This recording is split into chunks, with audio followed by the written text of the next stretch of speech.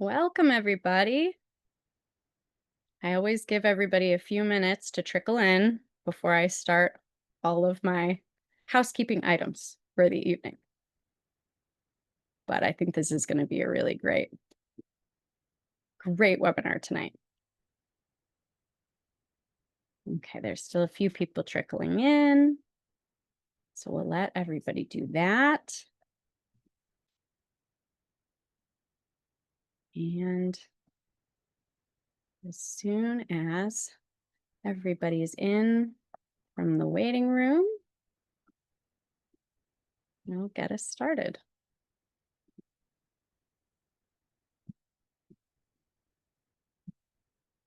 Can everybody hear that meowing? I was telling everybody that my brand new kitten is up here with me. So if he makes an appearance, I both apologize and you're welcome. He's very cute, very sweet, but also very mischievous. So please forgive me if he sticks his little face in the camera. All right, everybody.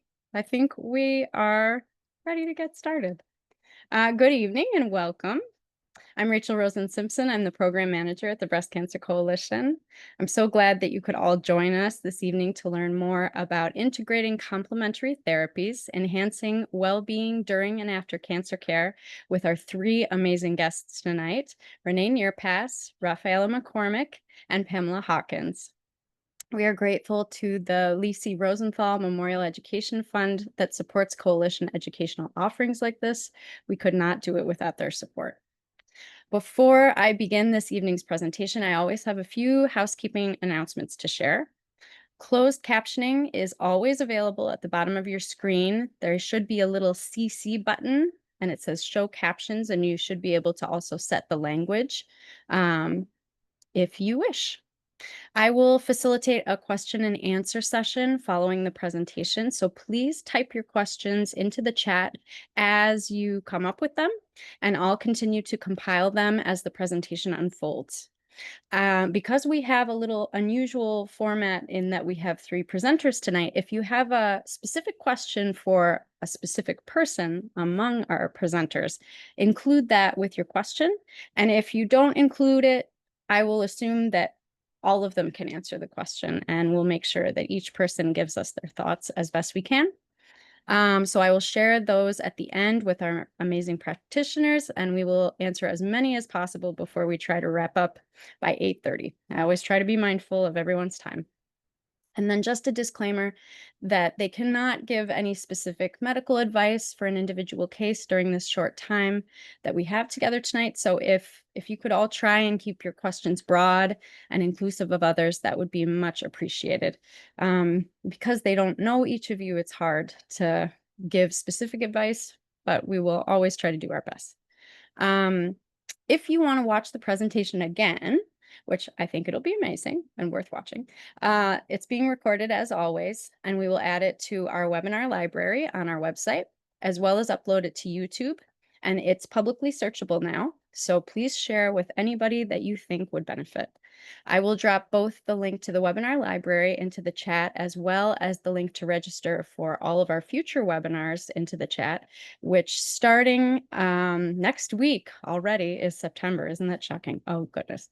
We're going to be having weekly webinars throughout September and October for both Gynecologic Cancers Awareness Month and Breast Cancer Awareness Month back to back. Weekly Wednesday webinars from noon to 1. Every lunchtime, if you want to join me, we have an amazing lineup. So I'll put both of those links in the chat. And then lastly, there will be a survey that pops up on your browser. It's super short, 10 questions, I think. And at any point when you leave the webinar, that'll pop up. I read those, we all read those as a team, and we utilize your anonymous feedback when planning these program offerings. So please complete the survey if you're able and willing to help guide us in the future to the sorts of offerings that we put together and the providers and presenters that we're able to ask. So tonight's webinar features three very special guests. I'm going to introduce each of them in succession because I figured it would make more sense to introduce each person before they present and not all up top and then have everybody come. So The first of which is a very dear friend of the Breast Cancer Coalition, Renee Nearpass. She is a licensed acupuncturist in New York and the owner of Parrington Family Acupuncture in Fairport, where she specializes in women's health and pediatric care. She holds a graduate professional degree from the Finger Lakes School of Acupuncture and Eastern Medicine and a master's in education from the University of Buffalo. She's board certified by the NCAOM and a published author for the American Acupuncturist. Renee's clinical work is informed by her own experience with breast cancer in 2019, and she's a dedicated advocate for the Breast Cancer Coalition. She frequently attends seminars, she volunteers for both our advocacy and research committees, and is tireless in her efforts to serve this amazing community. So, without further ado, we will all sign off our faces and give Renee the floor. Take it away, Renee. Great. Thank you so much, Rachel. And thank you, everybody, for being here today and learning about all these incredible modalities. I'll be talking with you specifically today about acupuncture and give you a little bit of history around that, in addition to how it works, what it's like to be a patient, and the evidence to support it. So I'm going to share my screen. And hopefully everybody can see it. So Rachel, just let me know if people aren't able to see. No, looks good to me. Okay, perfect. Thank All you. right, great. All right. So just a little disclaimer to start, just like Rachel said in the beginning, this is for informational and educational purposes only and does not replace your doctor's advisement. So acupuncture and Chinese medicine. So acupuncture is part of this system of medicine called Chinese medicine. So it's a comprehensive medical healthcare system. It's well integrated in China, and it's becoming more integrated here in the US with time. It's Chinese medicine is comprised of a range of traditional therapies that includes acupuncture, which we'll talk specifically about today, in addition to herbal medicine, Eastern dietary therapy, Tui Na, which is a form of Chinese medical massage or body work. And it also includes exercises like Tai Chi and Qigong, which we'll hear more about today. So that's super exciting. Chinese medicine itself is rooted in a philosophy known as Taoism, which is, in a sense, how the body interacts with nature. And that's really where the fundamental start of acupuncture began. So it had begun in China. And back then, they looked how specifically the body reacted to nature. Were there pathological things that affected the body through nature, but also how nature helped to heal the body and bring it back into balance as well. So traditional Chinese medicine, also known as TCM, is based on the theory that all the body's organs mutually support each other and that systems are regulated. In order to be healthy, the individual's organs and their functions, as well as their systems, must be in balance. This balance is attained by harmonizing yin and yang, which you may have seen in the little Taiji symbol with the fish in it, two opposing but complementary energies thought to affect all life. So also the other piece in Chinese medicine is this whole idea of the free movement of qi, and which in a sense is the energy life force of our body. So if that's moving freely throughout the body and not blocked, then we feel good and we feel in balance. The qi flows along what we call a meridian system in the body, which we have a lot of throughout the body. And on that are our acupuncture points of how we could access the qi and allowing it to move more freely in the body and helping to heal. So I've used acupuncture myself, obviously. I mean, I've been doing this for about 12 years. I absolutely love this practice. I've had my practice in Fairport for quite a while, and it's doing very well, I'd like to say. But when I was diagnosed with breast cancer in 2019, I absolutely jumped in and used acupuncture to help me in many different ways, and particularly for pain, for stress, in addition to hot flashes that I would get, and for mental clarity. And it was really helpful for me in my transition when I was returning back to work as well. So, as I mentioned before, Chinese medicine has been used in Asia, rooted in China for over the last 4,000 years. In the United States, Chinese immigrants began practicing TCM as early as the 1820s. But Americans only became aware of TCM through the practice of acupuncture during the 1970s, during the Nixon administration. So if you remember back then in the 70s, Nixon had gone to China, and along with him had gone reporters, one of whom is James Reston, who worked for the New York Times. And he ended up having to have emergency surgery, I believe was an appendectomy that he had in China. And at the time, they used acupuncture as an anesthetic and to treat pain. He was completely amazed by this and wrote a huge article in the New York Times about it, and it put acupuncture on the map in the US. There's been studies that have been done as far back as the 50s and the 60s on how acupuncture can be helpful in a biomedical model. And in 1997, the National Institutes of Health, the NIH, recognized and acknowledged the benefits of acupuncture specifically for postoperative nausea and vomiting, chemotherapy-induced nausea and vomiting, and other things such as dental pain, arthritis, and women's health. Today, many people integrate TCM into their healthcare, combined with conventional biomedical therapies. And interest has really been growing through the years. And I've noticed a really big jump in interest for people seeking acupuncture, especially since COVID. Biomedical research has shown how acupuncture can be effective for pain, women's health, digestive issues, allergies, anxiety, and cancer-related symptoms and side effects of treatment, which we'll talk about more specifically today. So again, acupuncture involves the gentle insertion of fine, sterile, single-use needles. That's very important. We do not reuse needles in New York.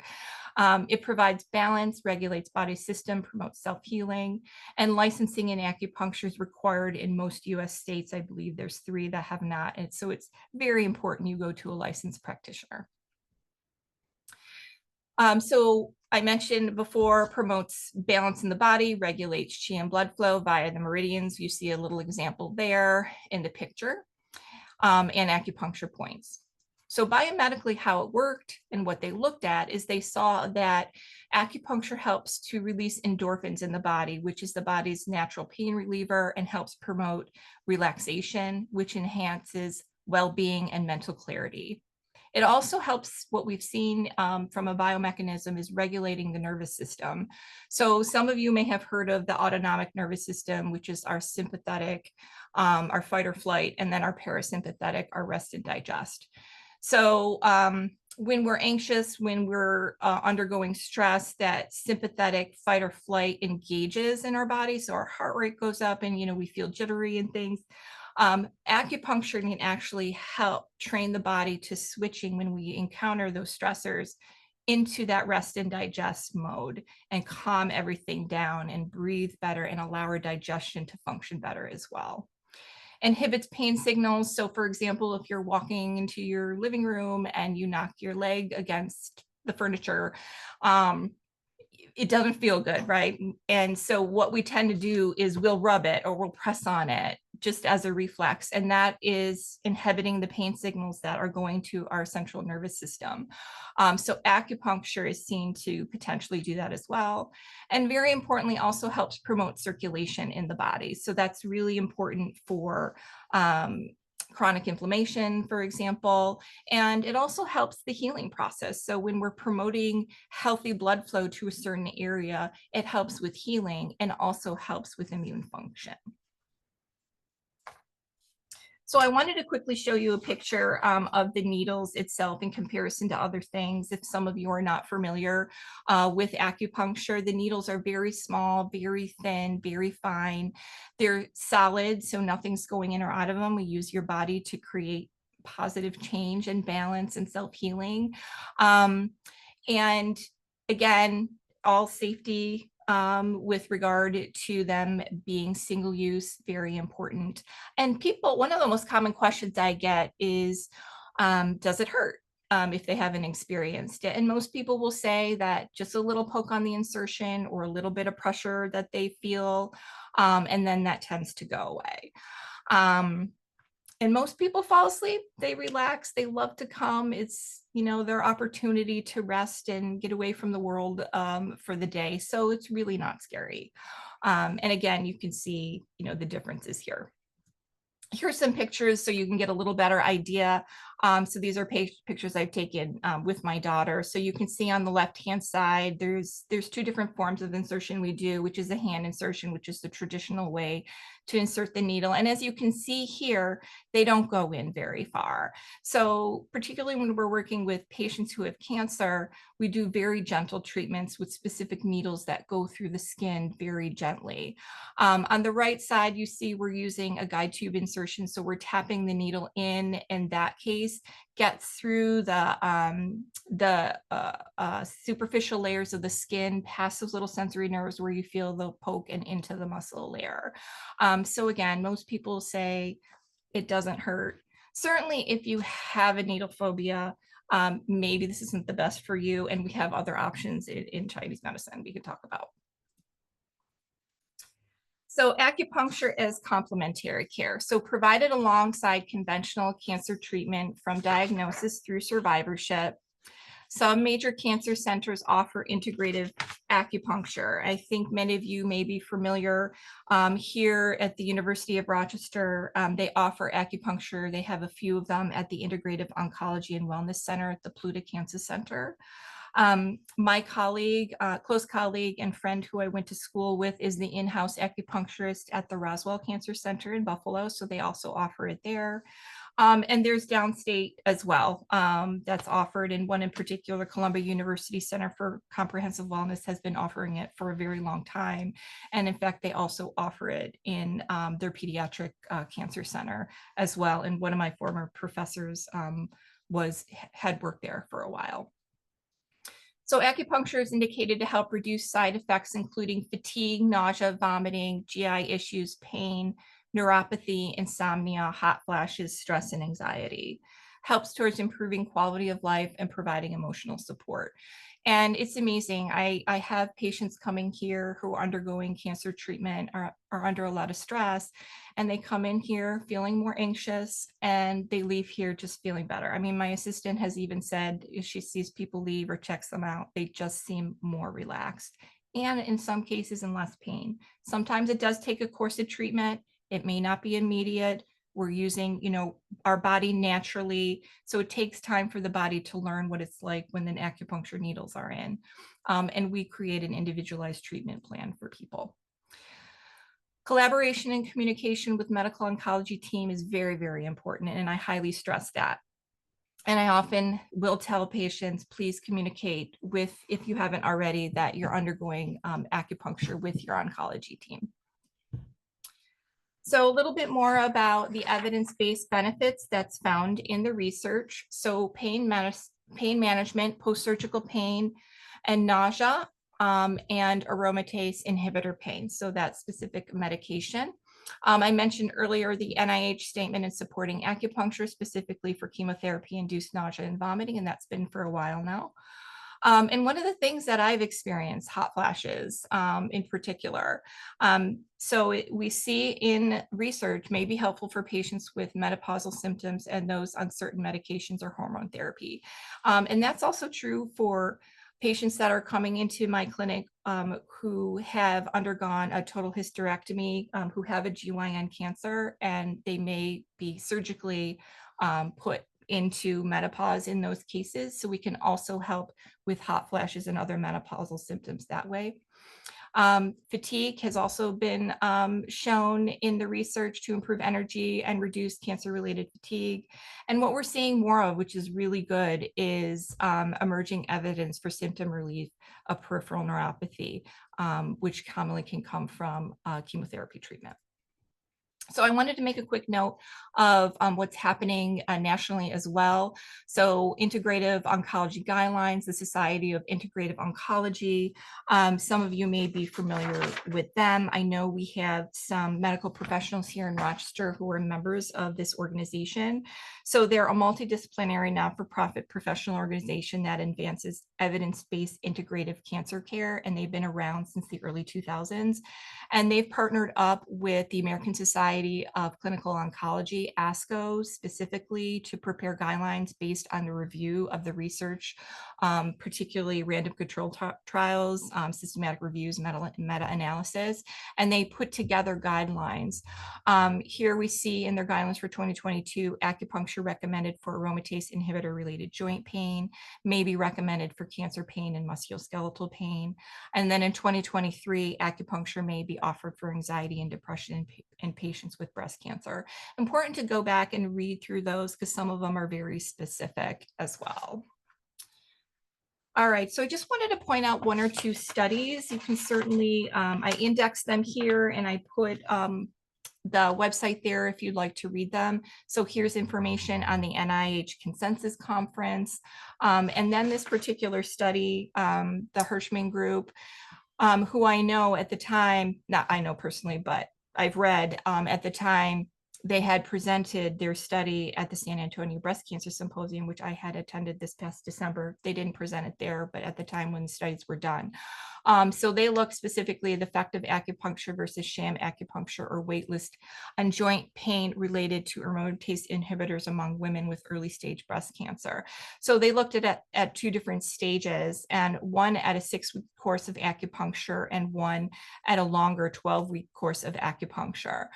So they have seen some benefits. So specifically on their first study, it showed a statistically significant reduction in pain scores compared to sham. Now, sham in an RCT is fake acupuncture. So if the study is blinded, you're going to have people in the intervention who are actually receiving acupuncture but may not know it, and then sham that think they might be, but they're not. So that's like the fake acupuncture. And then the waitlist groups, which is not receiving treatment. So benefits persisted for 12 weeks, but diminished by 24 weeks. Acupuncture provided short-term relief, but durability was uncertain. So then at the 12-week course of acupuncture, that yielded sustained benefits for up to a year, suggesting a longer lasting effect. So that was a good study. And then here's a few more examples. I won't go into those tonight, but these are specific towards breast cancer. My hope is that there's going to be more research available for GYN cancers in acupuncture, and that is our profession that can help provide that in going forward and advancing. But as I mentioned before, in terms of traditional Chinese medicine and from a clinical standpoint, what I've seen, women who are coming for GYN cancers who have certain things like the menopause issues, pain, stress, we certainly help them, and we do see some nice results as well. So acupuncture safety, very important to talk about, very important to address. Acupuncture conducted by a provider with a valid acupuncture license, absolutely essential. And I mentioned before, use of fine sterile single-use needles. And in New York State, we're trained specifically on what's called clean needle techniques. We take a full course. We have to take a written exam and a practical exam for that. Some precautions to consider, avoiding areas of lymphedema. We do not needle into areas that have lymphedema, or early surgical sites or tumor areas. So important to communicate that to your acupuncturist if you have any of these currently when you're coming for treatment, so we know to avoid it. I actually have a patient that for her lymphedema she has in her arm, she'll wear a little scarf over that to remind us both not to needle there. Gentle techniques, very important. Shallow needling and specific needles for immunocompromised patients and those with reduced platelets. So again, very important to communicate that to your provider and to certainly talk with the medical oncologist to be sure it's okay, depending on what your blood count numbers are. Some patients with very low blood counts may need to wait until those numbers improve before they come for acupuncture treatment. Important to monitor bruising and bleeding. Inform your acupuncturist if you're on anticoagulants or blood thinning medication, or if you have a level of thrombocytopenia, meaning low blood count numbers. Again, consent and communication with the oncology team about your acupuncture is very important. I am always willing to connect with any of the doctors if they have questions or to collaborate. And possible alternatives. So, for example, if we're not needling an area that has the lymphedema, then we can needle other areas and still treat on the body that are safe. So, the beauty of acupuncture is you saw the meridian system and the different acupuncture points on them, they're all interconnected. So, we can needle a distant area to treat the affected area. Acupressure, again, in case it's safe, we do not do acupressure on lymphatic areas of lymphedema, but there's also the possibility of seeds and pellets, where these are little tiny stainless steel balls with a little sticker on them that we can place on an acupuncture point to help stimulate it. Couple studies here with regard to safety that's being done, evidence to show that acupuncture is safe for certain things, and patients that are undergoing cancer treatment or even in survivorship. So this one in particular, I just like to specifically notate. So this particular study here was done to help provide guidelines for safe treatment during acupuncture for those specifically who have a level of thrombocytopenia or low platelet count. This group reviewed medical records of over 600 patients who received acupuncture in an established integrated hospital center. And they notated any adverse events in the context of thrombocytopenia. So as you could see, a medical record review of over 2,000 acupuncture visits in oncology patients, including 98 with platelet counts under 100,000 and 9 under 50,000. But according to their charts, and if you look closely at the study, the charts didn't indicate that there was any needling with patients that had as low as 36,000. But in their findings, no increased bleeding or bruising was, sorry, I just lost my screen, was identified, suggesting acupuncture may be safe for some thrombocytopenic cancer patients.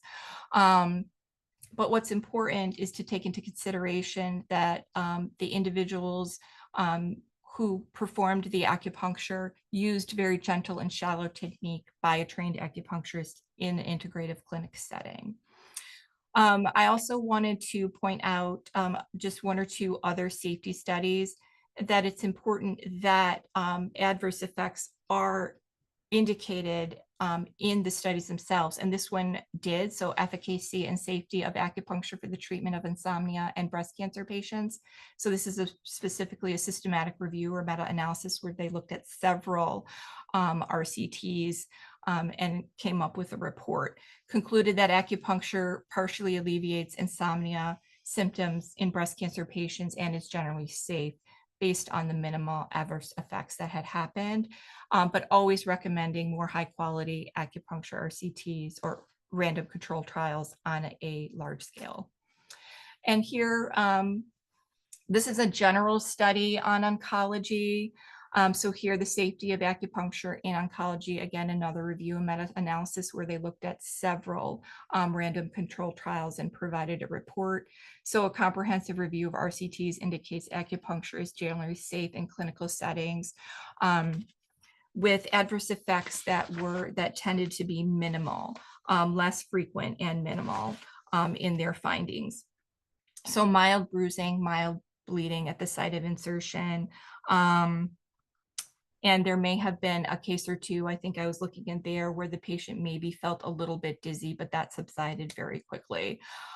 So again, what we see here from these studies that acupuncture is generally safe in clinical settings when it's done by a licensed acupuncturist and taking into consideration oncology specific precautions.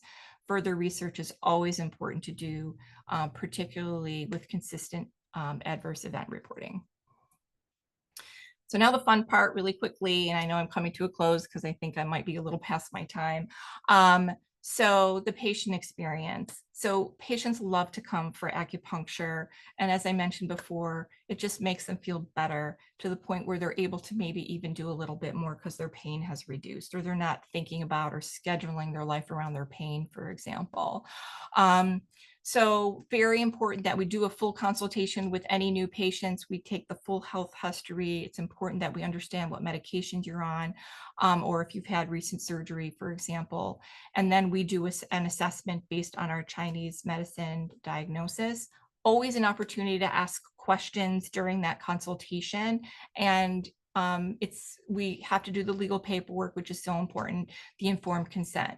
So we talk about the procedure. You have an opportunity to ask questions. We talk about any potential risks, which were named earlier in those studies, tend to be, possibility of bruising, possibility of a little bit of bleeding, but it's not on every single point.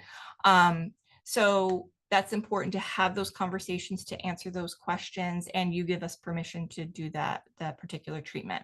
Comfort, relaxation, safety, always prioritize. There's a nice picture of me in my clinic with my daughter looking very happy to receive her acupuncture. But the setting is very comfortable, very quiet, very calm, ambient lighting, nice music, allowing you to relax and get away from the world for a little while. Um, at the end of the treatment, particularly on the first treatment, or if we're reevaluating after a course of treatment, acupuncture care plan includes frequency, duration, follow-up, and aftercare recommendations.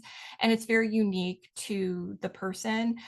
There are points certainly indicated for certain things that were based on the research, for example, that we do. But again, we treat everybody like an individual. Most major insurance companies provide acupuncture benefits, but are plan specific. So if that's a question that you have, always good to check your insurance company and see if you have benefits. I know some of the integrative care centers provide complementary care, but if those end up being exhausted and you want to seek care, know that your insurance could be a possibility, and always good to ask your acupuncture provider if they're in network. I love this little cartoon. It's super cute. I like to put it in my presentations. So here we see the porcupine um, ejecting the needles into the little puppy on his face. But the puppy is saying, "Oh, my back pain is cured." So again, that alludes to the fact that the beauty of acupuncture is we do not have to put the needles in an area of sensitivity, particularly if that area is contraindicated or too sensitive, because all the channels are networked together so we can do our distant points. And in conclusion, acupuncture as a health and wellness service modality complements cancer treatment and is generally safe when performed by a licensed acupuncturist with adherence to oncology and specific precautions, offers individualized care plans, provides evidence for symptom management, helps manage physical and emotional side effects from disease and treatment. Research is ongoing for both efficacy and safety, plays an important role in supportive cancer care when delivered in coordination with an oncology medical team.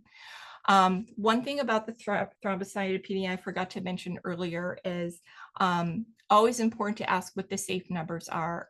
When I spoke with some individuals that work at the hospitals or the integrative care centers in a hospital setting, in particular that study that I mentioned before, acupuncture was not given if the numbers were as low as 20,000. So again, always important to have those conversations in asking if it's safe with your oncology team as well as the acupuncturist. And acupuncture and Chinese medicine empowers patients. It gives patients that opportunity to really play a big role in their own care. It supports the healing journey and enhances overall well-being. So that is all. I have some references, and thank you again for listening.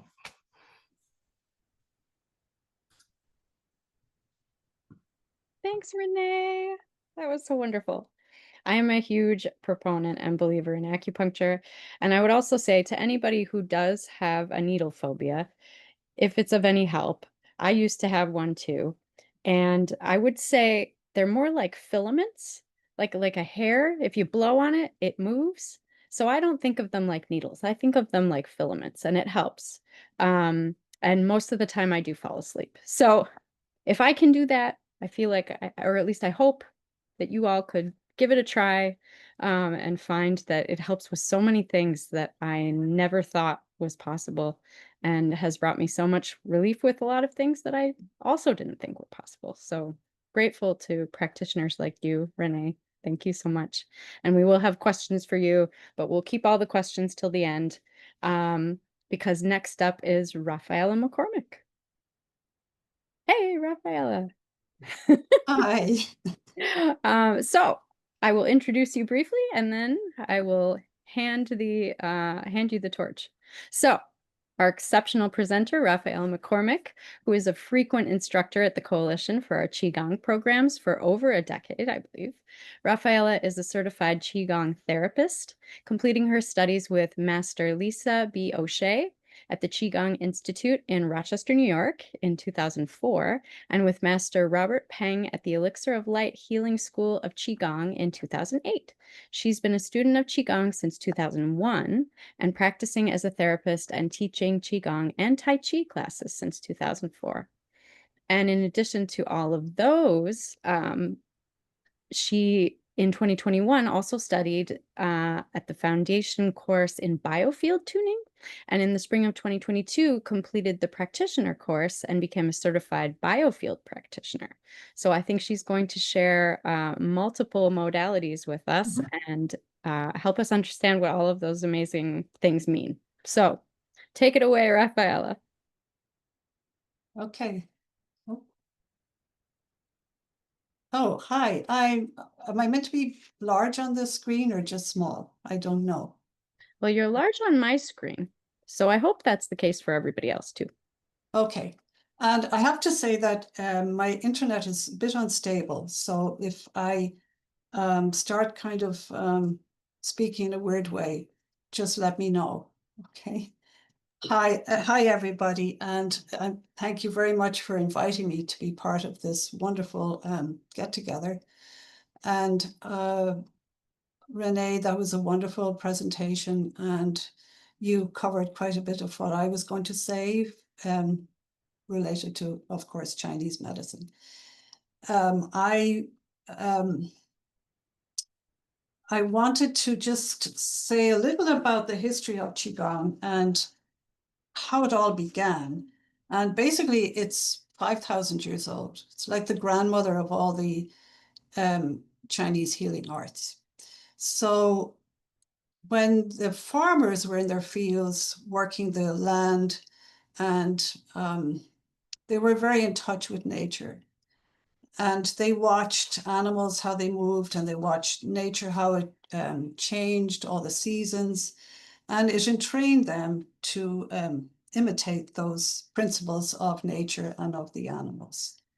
And then in early times, they had they would have celebrations for different festivals, or they would ward off evil spirits or whatever. And they'd have the shamans, the Chinese shamans would dress up in bear suits or just furs, and they would have four golden eyes, and they would dance through the streets, and then all the people in the village would dress up in having masks on their faces, and they would imitate animals and how they moved. And so part of the early Qigong movements were very much based on animals. There are certain Qigong movements called animal frolics, and they imitate bears, the deer, let's see, monkeys, the crane, the tiger, all those various animals.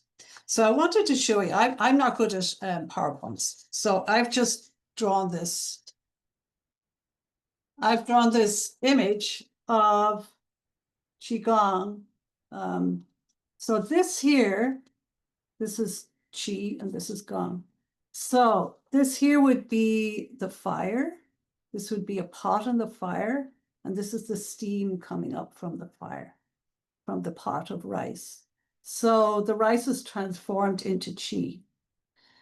And then is nourishing. And then this here is the carpenter's square, and this would be the plow. So you have to be very accurate when you're a carpenter, you have to measure things really carefully.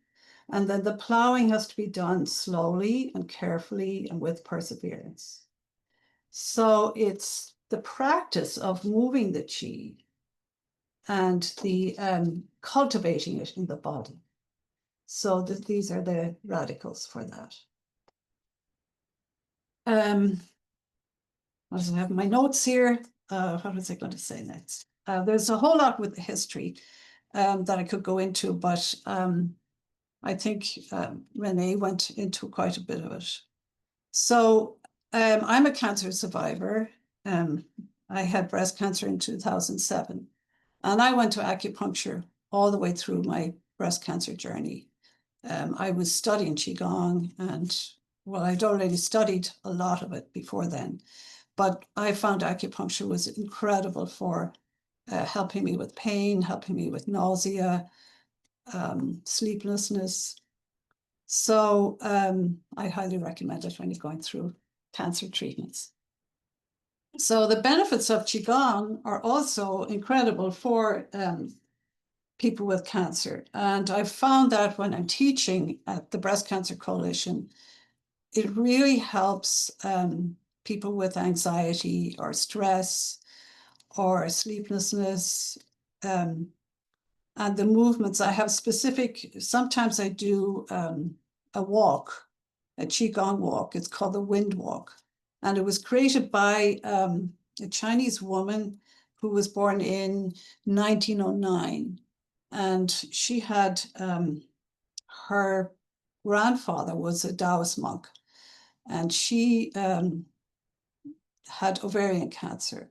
She had studied a lot of the Qigong with her grandfather. And when she developed cancer, she went back to all her studies in Qigong. She was a very famous painter. Her name was Gu Lin. And she found that what she had learned wasn't quite enough. So she had studied all over China, and she came up with her own way of treating her cancer because it came back. And she developed this walk, and it's called the wind walk.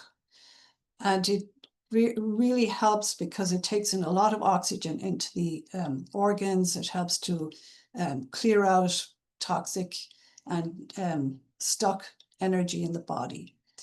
So she lived until 1970 something, and she died of natural causes. She was, and she lived 36 years more than they told her she had 6 months to live. So sometimes I do the walk with the cancer patients, and it really helps a lot. I really like how the Qigong movements, I learned when I was learning Qigong at the beginning, when I started learning Qigong, I started with a movement class with Lisa O'Shea. And I thought, wow, this is really amazing. Because I had done Tai Chi for years and years in Ireland where I grew up. And then when I came here, I searched out Tai Chi again. But I loved Qigong because it really works on the body from the inside out. And some of the movements were amazing for digestion, for the liver, the gallbladder, spleen, stomach. There are movements for each season, and because different organs are more active in different seasons. So, and there are healing sounds you can do that help the negative emotions we hold in our organs, bringing in positive emotions into the organs. So they have helped people a lot. And then there are visual meditations you can do. So you're not sitting there for 20 minutes just saying a mantra. You're actually going inside your body, and you're focusing on the organs or focusing on some part of your body with the meditations. So when I had done the 8-week course in medical Qigong movements, Lisa said, well, I'll be starting my first level healer's course, and I wondered what that was. So I signed up for that, and I just became totally immersed in the whole journey of studying Qigong and studying how Qigong can help the body. And then I went and I did an exam. I had to treat 100 people before you could even sit the exam. It was an oral, written, and practical exam. And then I got cancer, and then I heard about this other master of Qigong who was from China, and he was teaching in Lilydale, and he had a whole different approach to Qigong. So it was wonderful to learn from somebody who's from America and then somebody from China, and how they looked at Qigong and how they treated the body. So over the years, I have helped many people. I've had people come to me. This is not my teaching now. This is my treatments. I work in a chiropractic office, and I have a room there where I do one-on-one treatments. So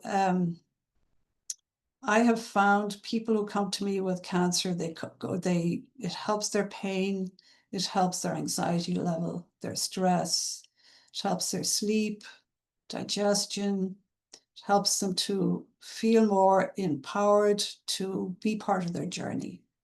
And then I'll give them a movement to do, or maybe meditation to do, to help in their own healing. And 8 years ago, I brought tuning forks into my practice. So I'm going to show you some.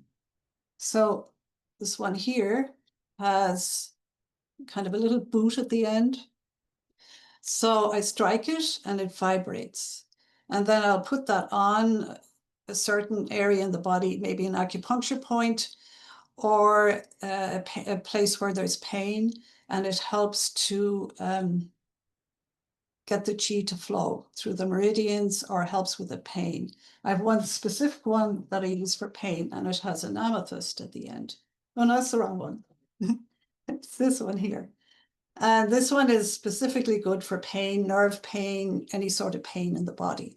And it actually, when I'm moving it along the body, wherever it is, maybe the arm, it'll actually stop and won't move. It'll just be stuck there.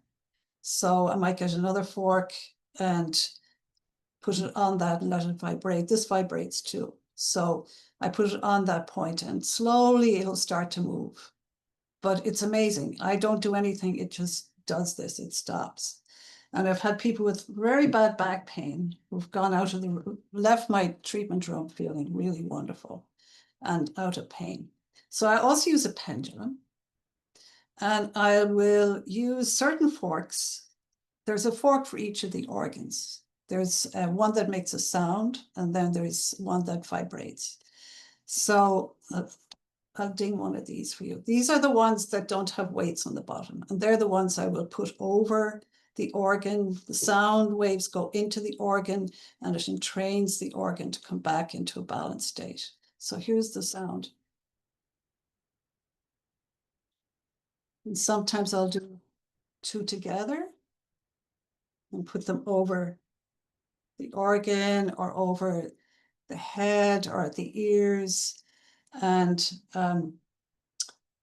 it's quite amazing what it does. Some of them really help to produce more nitric oxide in the body, which is really good for the cells. And then I have a whole set of brain tuning forks. And they help with calming the system, calming the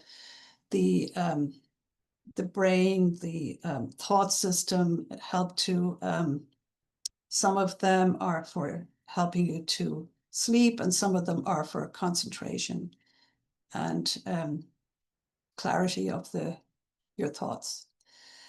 Let me see what else I was going to say. I don't know if I'm running out of time.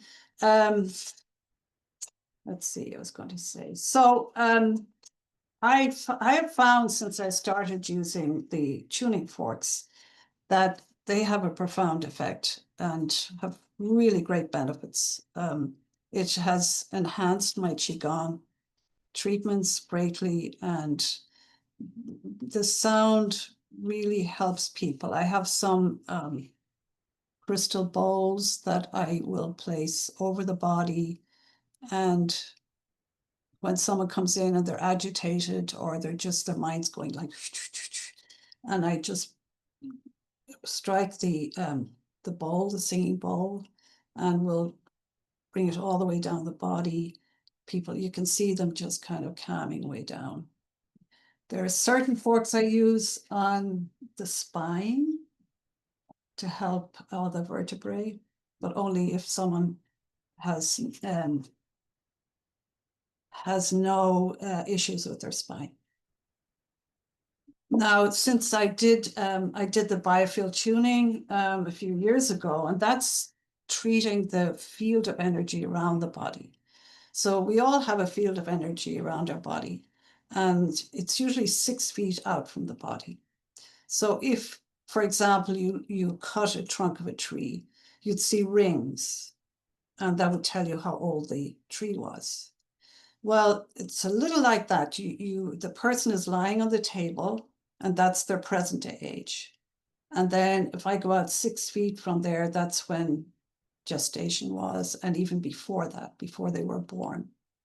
So when you go through traumas or an accident or something that an event that really left you fatigued, or car crash, whatever it was, or even going through school and just life itself, some of your life force energy gets tangled up out in your field. So I have a specific fork I use, and I strike it out. I start way out wherever, if someone is, say, 50, I'll start out before they were born, and I'll strike the fork and I'll start to come along the field of energy, and the fork will start to dull in sound, or it might just sound out of tune.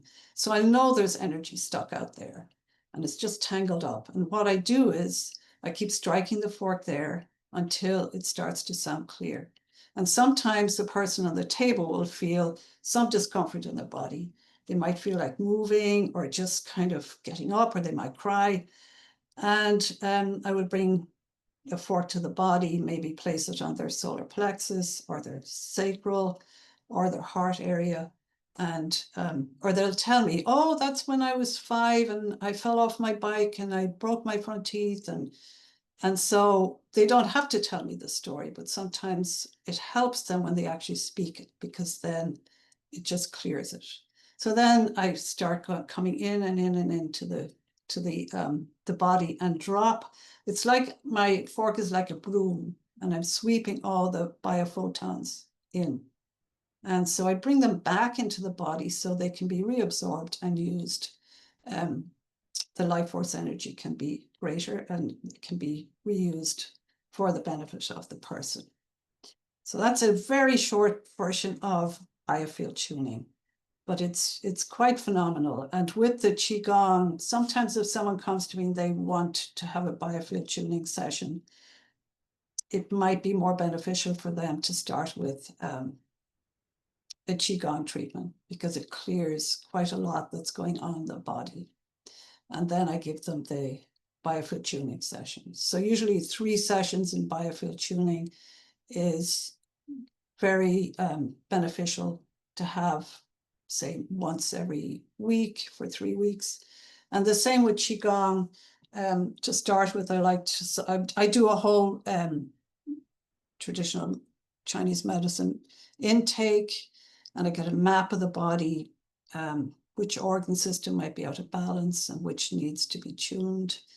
And then they come back for maybe 3 more treatments, and then on a maintenance level every month or 6 weeks.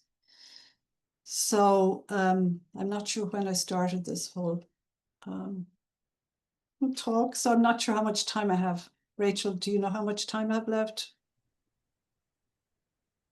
Well, we haven't gotten as many questions as I thought because I think everybody is wrapped with all of the presentations. Okay. So, we need to make sure Pamela has enough time. Oh, yeah. Okay. Um, we should probably move on in a minute or two. Okay. Just I'll to make just sure wrap. we have enough time at the end for the few questions that have been asked and if there are a few more that come in. Okay, so I will just finish. I was going to do a meditation, but it doesn't seem like we have time. So maybe next time. But I would like you to just think of, just quickly, there is something you can do that's really quite calming. So you just put one hand under the other and you make a chi ball and you bring it just in front and you keep your arms relaxed. So you can imagine you have a beautiful white, like the moon, an orb in your arm, in your hands. You just turn your hands over and then you can play with it. You can just move it all around and you can come in, stretching it out, bring it back in, stretching out.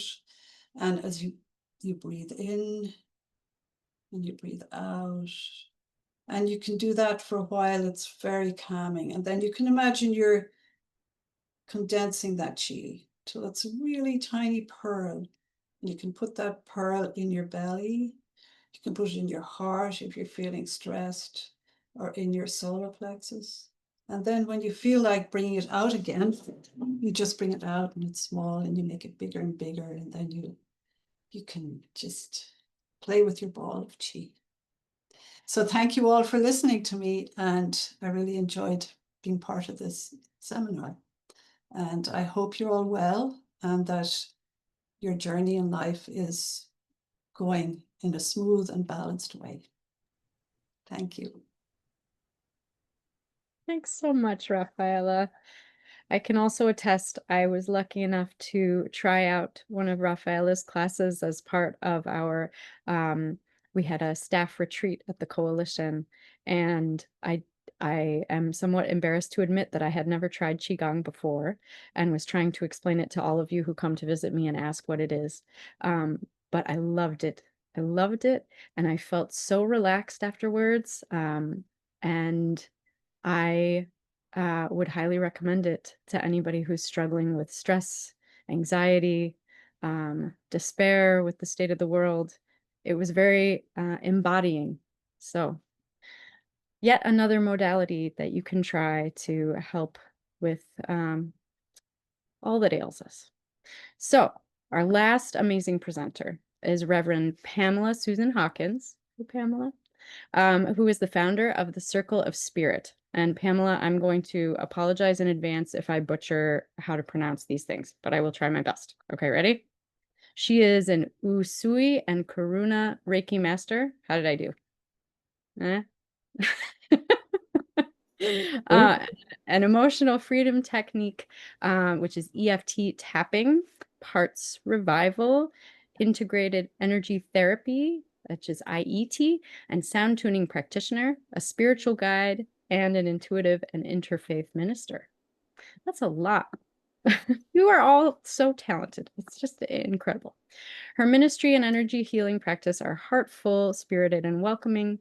She has intuitive and creative skills to dialogue with spirit, the body, and being. And Pamela is accessible, affirming, and joyful in her work and life. And I'm sure she would be delighted to help support any of you in the audience and beyond. So without further ado, take it away, Pamela. Tell us all about Reiki. Thank you so much, Rachel. And thank you everyone for, I'm going to just switch my view here. I think I'm going to leave my view of myself off. It's really about you. And I kind of miss having all your faces here, but I'm trusting that we're connecting. I'm so excited to be here, with Renee and Raphael and Rachel, thank you all for your work. It's really beautiful how these are all modalities that I'm interested in, including Rachel's beautiful gift of leading and guiding us and putting things together and organizing. Just such a great form. Reiki is something I came to kind of through the back door, I was working with people with special needs or special abilities, I might say, and putting my hands on their back and just listening. And someone came by and said, "Oh, you must be doing Reiki," and I had no idea what that was. And so 16 years ago, I sought out a teacher and found myself really quite amazed at what it means to be with someone, just to be with them.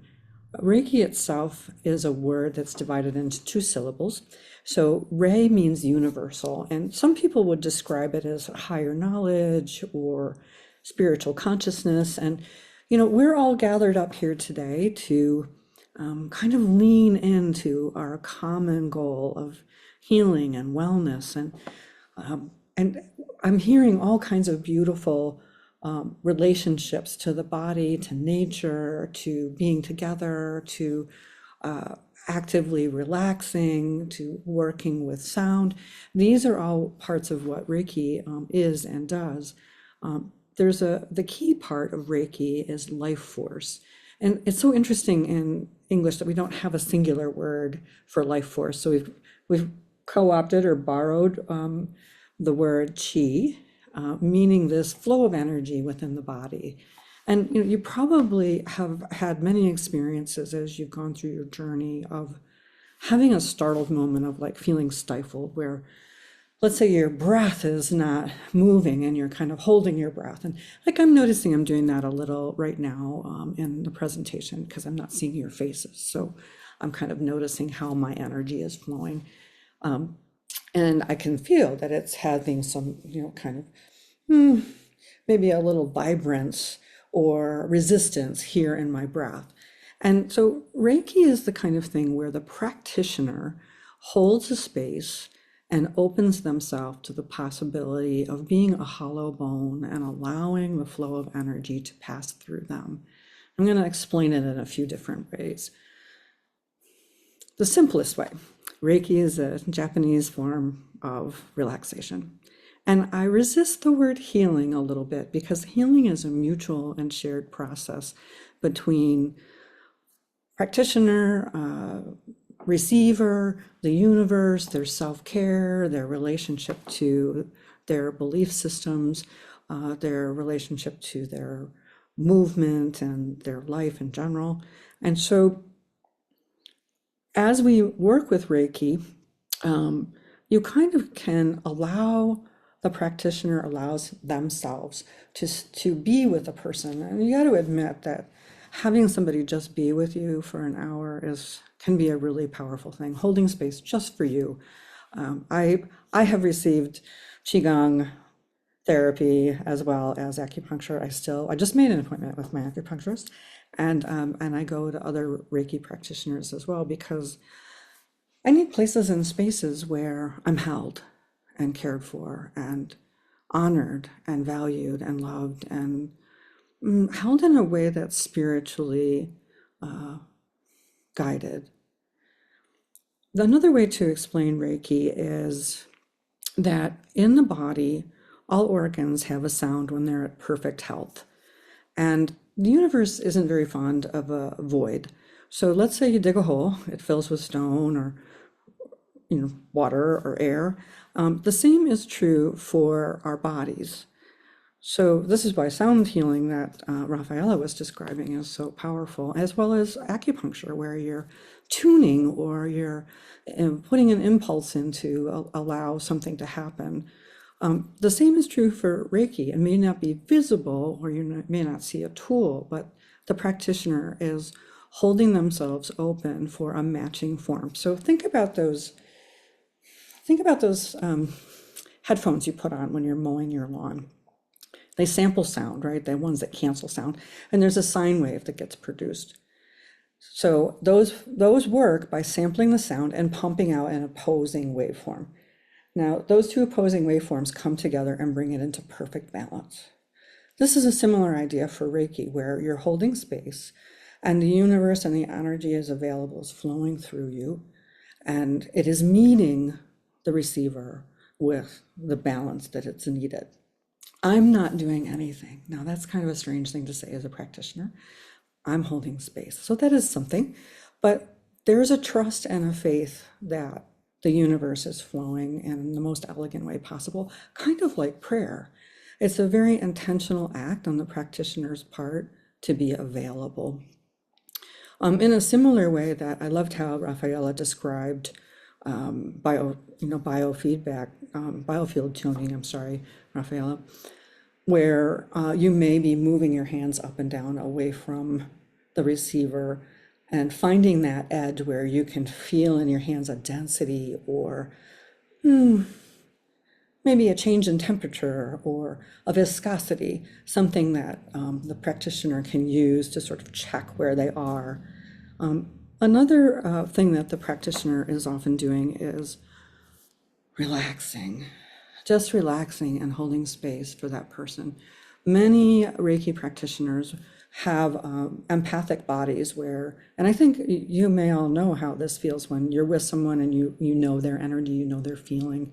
So you have an empathic body, you're relating to someone else's energy. And if you're not sure about that, you could just say, is this mine or is that theirs? And if it goes away, it belongs to the other person. Kind of a good way to check yourself. What I'm doing as a practitioner is noticing how my body is connecting and then just relaxing myself. We have a couple words called mirror neurons, which basically means that you and I might sit together, and if I relax, you might relax. And you probably know that feeling of walking into a room where somebody's really angry and your body changes. Well, the same is true if you relax. Another process is kind of actively listening to messages. And messages come in many different ways for many different people. Sometimes it's a very quiet, sometimes it's visual, sometimes it's audible. It's a place where we're receiving maybe dialogue or support for that person. I wanted to inform you that you all know Reiki. Now, this sounds kind of strange maybe, but think about a moment where you stopped and you just hugged a friend and you held them, or the time that a little kid that was near you and you were in tears put their hand on your face, or you might have been upset and your cat jumped in your lap, or these are all forms of Reiki. Now, Reiki, I think Reiki is much older than how it was named, which is why I'm describing to you that I think you all know energy work. Dr. Usui, Mikao Usui, was the person who coined the name Reiki. He was born in the late 1800s. And what's intriguing about him is he was really interested in allopathic medicine, which is a Western form of medicine while living in Japan, but also studying Zen Buddhism and looking at psychic ideas and being the secretary to the mayor of Tokyo, kind of an interesting guy. And he decided to pursue this idea of healing. And during a retreat, he felt that his what's called the crown chakra, or the crown, opened to the availability to healing. And he felt so moved by this that he started teaching all kinds of people how to do it. He only taught for 4 years, from 1922 to 1926, and in that time traveled around to different locations to be of service. For example, in 1923, there was a really major earthquake in Tokyo. 140,000 people died. And he carried out a lot of practices of service there. But in his 4 years, like amazing, 4 years of practice, he trained 2,000 people to do energy work. And, hence the Reiki practitioners that we have today are based on this lineage that he developed. I'm wondering if we could work a little bit with, I was so happy that Rafaela did the work with the ball. So why don't you just rub your hands together, and put your hands together, just rub them pretty fast. You're gonna start feeling the heat come up, right? And just slow down and rub them just slowly. And as you do that, start to give it a little space. Okay. And I want you to just turn your hands and sort of feel if you can feel a ball there, really small. You might start small. So the idea of Reiki is that we're breathing in energy from the universe. We are alive, so we are having breath within us. We're seated probably at the moment, so we're pulling up energy from the earth. We have this relationship to the larger universe around and above us, our energetic field, other people's energetic fields. I belong to the waters of Canandaigua Lake, so I have that benefit here. So I want you to just turn your hands now and just let them sit for a second on your table or your lap.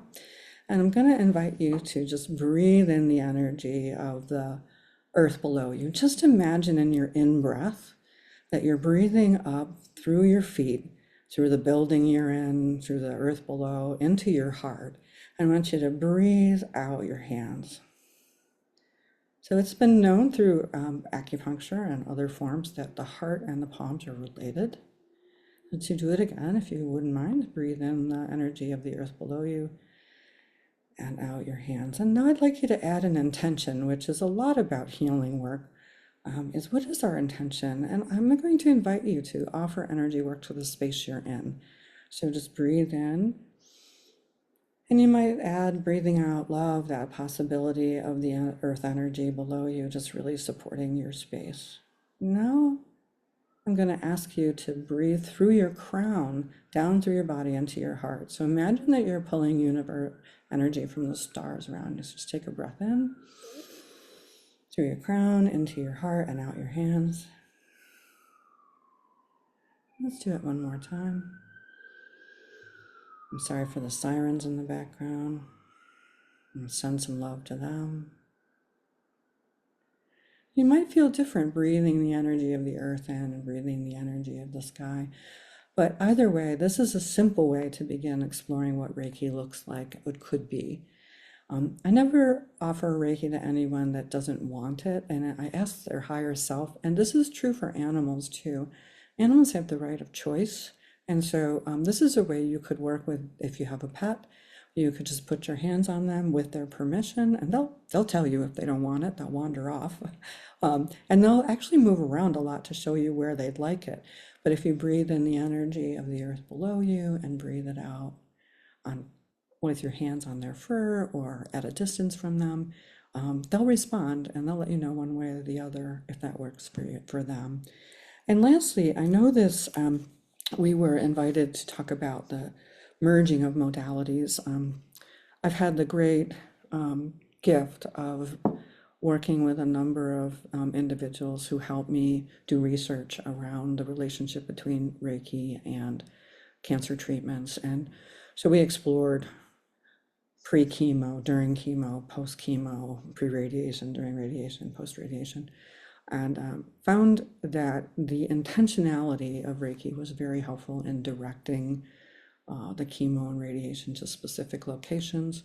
It was also really wonderful for healing or releasing that stress of the mind where we might not want to do certain treatments and we're struggling with the follow through of our relationship to our healing or our advised state from our medical professionals. And it's just been a really beautiful thing to, support the directed energy and the release of stress and fears, which is so pivotal, as both my colleagues have stated around healing. I hope you find a Reiki practitioner near you that you feel you can work with, and I hope you try it for yourself. Don't be afraid to put your hands here and just sit with the universe, drawing the universe in through your heart, out your hands, back into your body, and giving yourself the gift of loving yourself. I really appreciate the time here today. Thank you so much.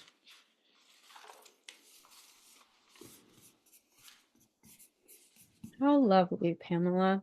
I share that sentiment that I want all the people who are tuning in tonight to feel held, and to feel safe, to feel their feelings however they arise. We have a few minutes left. If anyone has further questions, please feel free to share them in the chat and I will share them.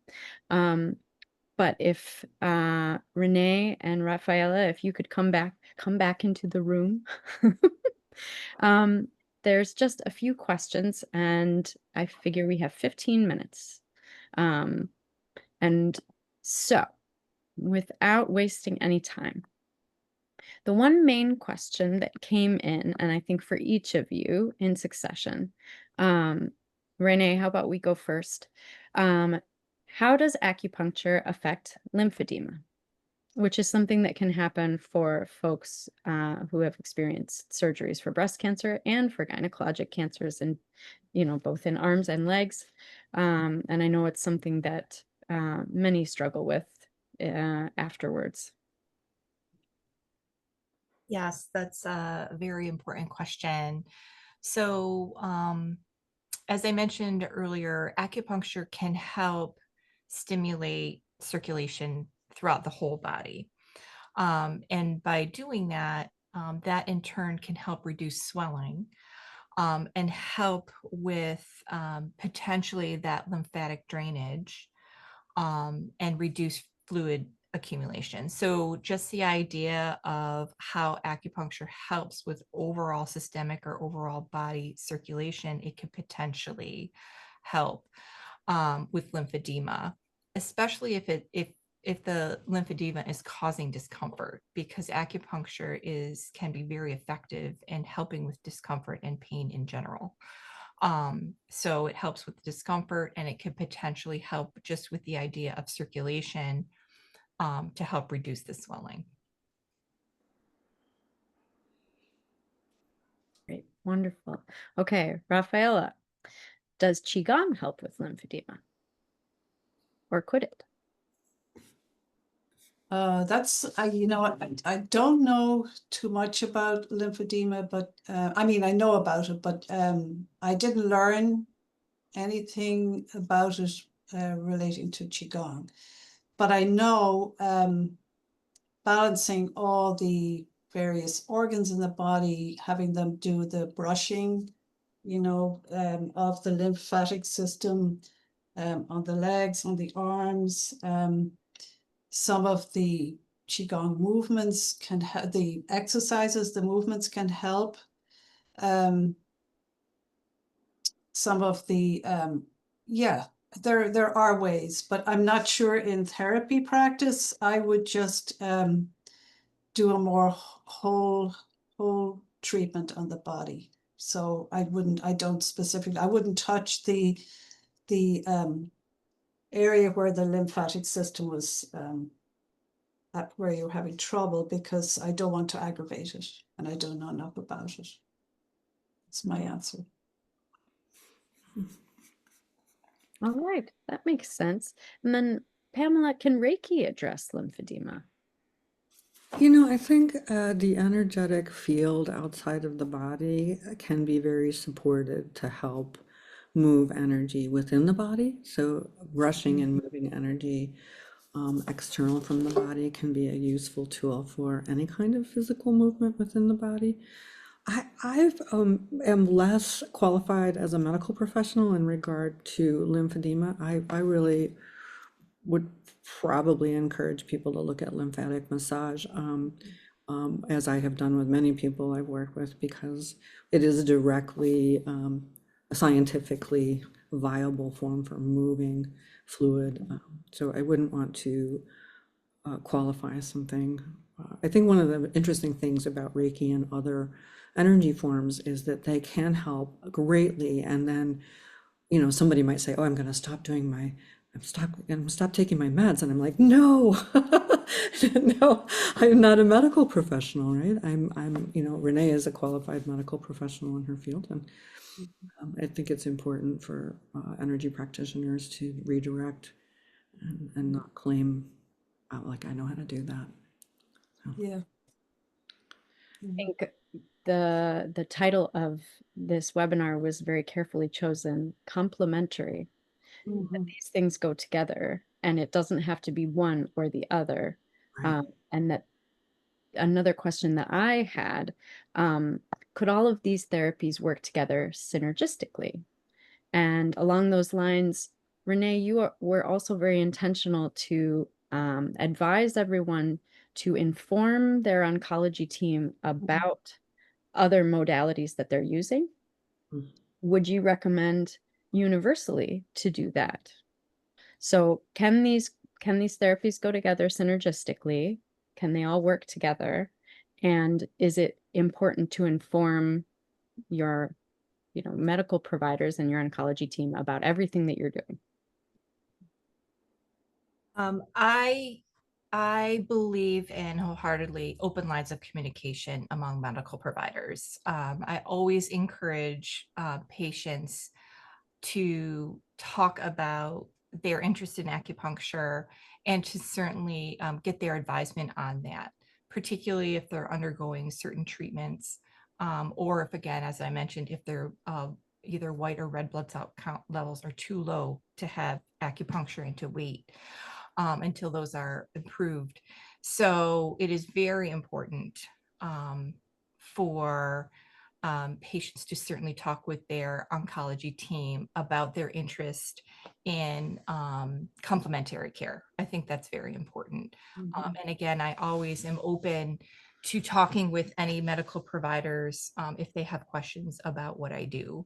Absolutely. And what's helpful is there's also biomedical evidence to support how acupuncture can be helpful. In terms of how these work together, I'll let panelists speak to the Reiki piece since I'm not as educated in that, and certainly Rafaela as well. We did have some training in Chinese medicine of Qigong and Tai Chi, but Rafaela is by far more educated and experienced than I am. I just have a general understanding, but what I do know is that um, Qigong and Tai Chi are rooted and is a part of Chinese medicine, and working with that energy called Qi, as we both discussed, and they can work together. And in fact, I do encourage, in some cases, patients to seek out Qigong as well as part of their overall treatment plan. So I do refer them to that. Rafaela, that seems like a natural Okay. segue. Yes, I just see the three of us here, how, we have our various skills and ways of approaching the body that all complement each other. And I think it gives the person who may come to one or all of us or whoever else is doing the same type of treatments, it gives them a much more, a wider, how would you say, what's the word? Like a wider perspective, a wider range of, no, it's gone. I can't get the word. But basically, yes, I don't see any reason why it wouldn't be beneficial. I think it's really beneficial to, and sometimes I think, for example, if you don't like needles, then Qigong can work really well instead of needles. And sometimes when you're going through chemo or radiation, sometimes needles can be uncomfortable, but maybe not. Renee knows how to, oh, there's the kitten. Renee, of course, knows how to approach all that. And then the Reiki, yes, the Reiki, we all need to tune into our own way of healing and relaxing and just learning how we can be part of that healing. And then with Pamela just has that way about her that would make everyone feel like taking a deep breath and just going, ah. Thank you. Yeah. No. So yes, a long answer to a short question.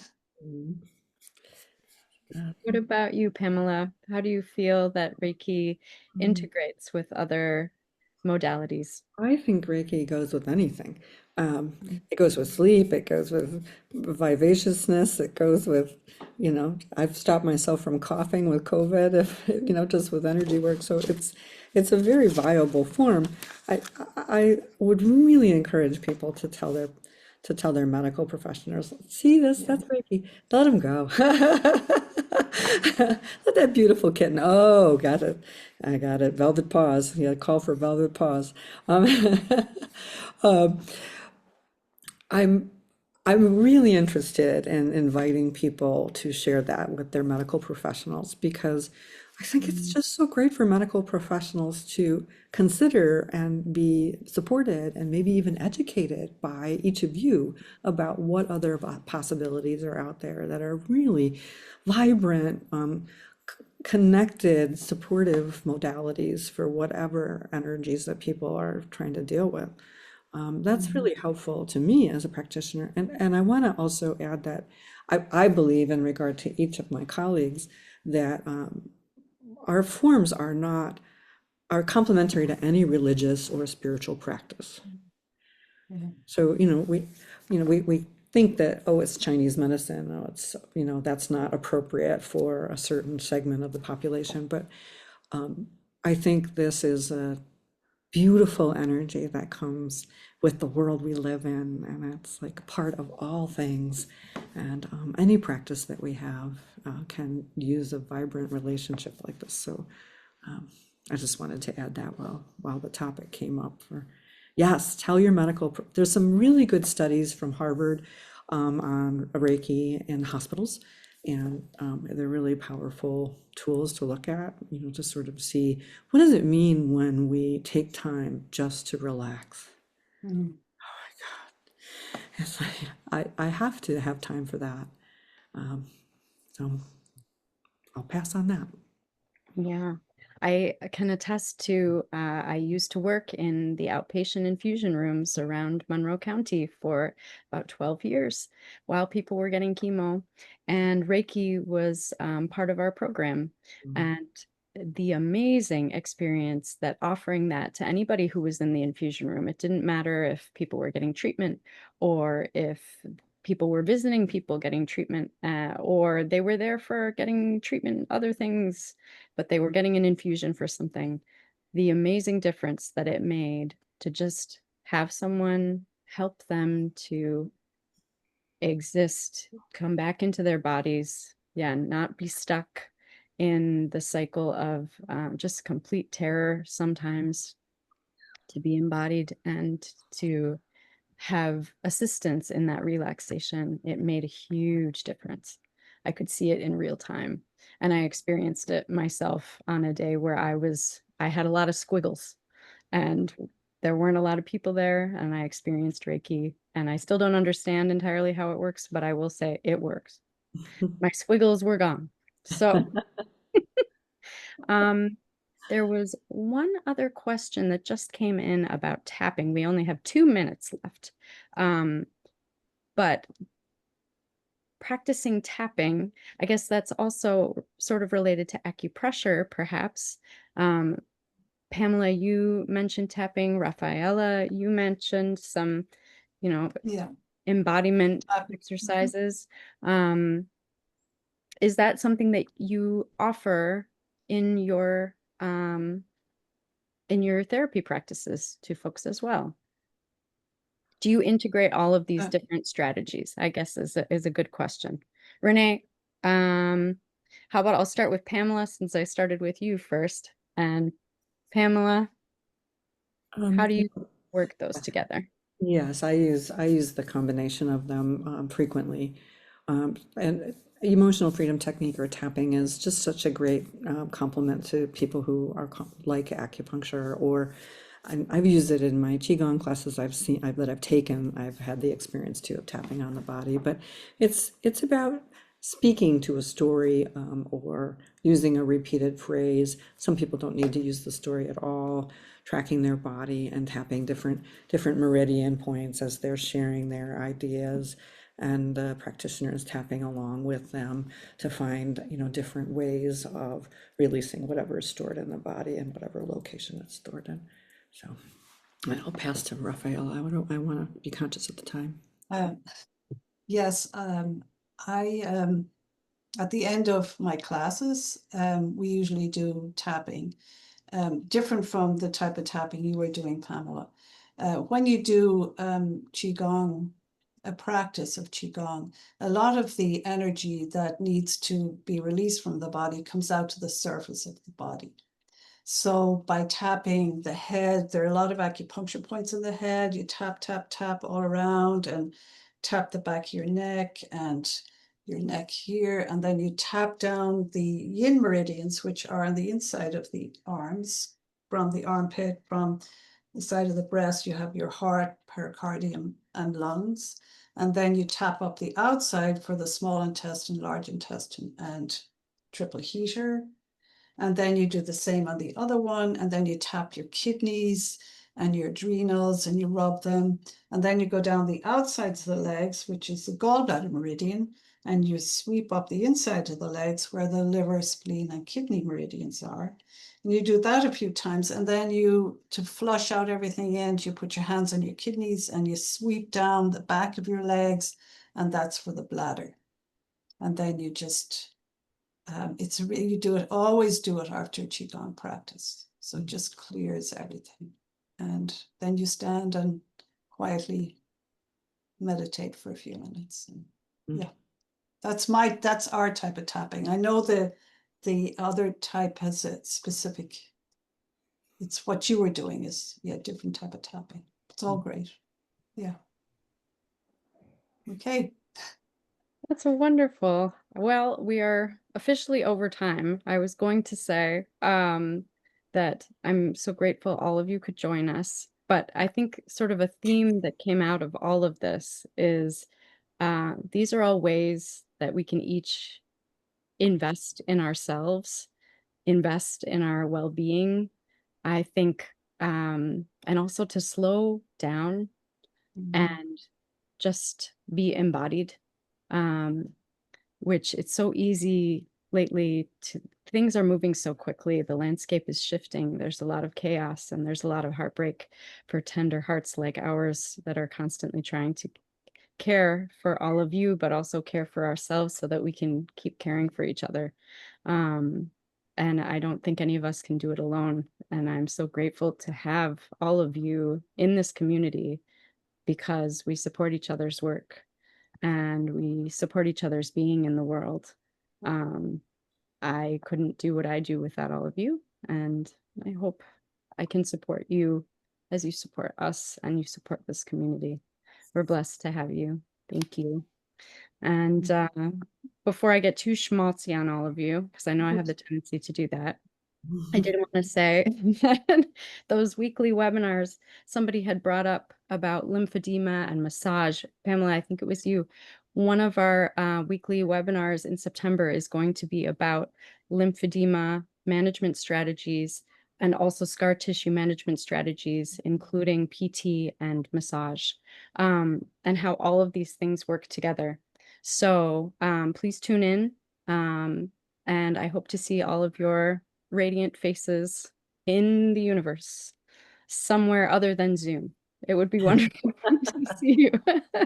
And until then, please be well, everyone. And until our paths meet again, sending all of you much love and care. Until next time. Thank you. Take care. Thank you. Nice to see your Bye dog, bye. Rafaela, too. Yes, for fur All the time. creatures. This is Reiki animals. Yeah, the dog. May they heal our audience as well. Take care, everyone. Good night. Thanks, Bye-bye. everybody. Bye-bye.